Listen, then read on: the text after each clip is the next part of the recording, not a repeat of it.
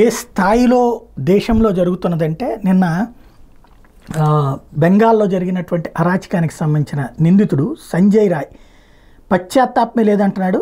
విచారణలో నేరం అంగీకరించడమే కాదు, కావాలంటే ఉరి తీసుకోమని చెప్పుకొచ్చాడు. ఆసుపత్రి ఉద్యోగి కాదు అతను. కోల్కతా పోలీస్ శాఖలో పౌర వాలంటీర్గా ఆసుపత్రిలోని పోలీస్ అవుట్ పోస్ట్లో పనిచేస్తున్నాడు.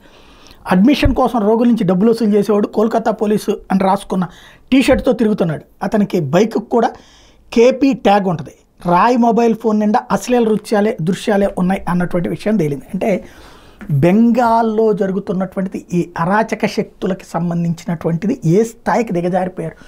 ఓపెన్ అప్ అయిపోతున్నారు. బెంగాలు, బీహారు, ఈశాన్య రాష్ట్రాల్లో అరాచకవాదులు ఓపెన్గా మేము చేస్తాం, ఎవడేం పీకుతాడు అంటే అక్కడ ప్రభుత్వాలు నిద్రపోతున్న పరిస్థితి, కఠినంగా వ్యవహరిస్తున్నాం, ఖచ్చితంగా చర్య తీసుకుంటామని స్టేట్మెంట్లకు పరిమితం అవుతుంటే ఇక ముగింపు ఎక్కడ, పరిష్కారం ఎక్కడ?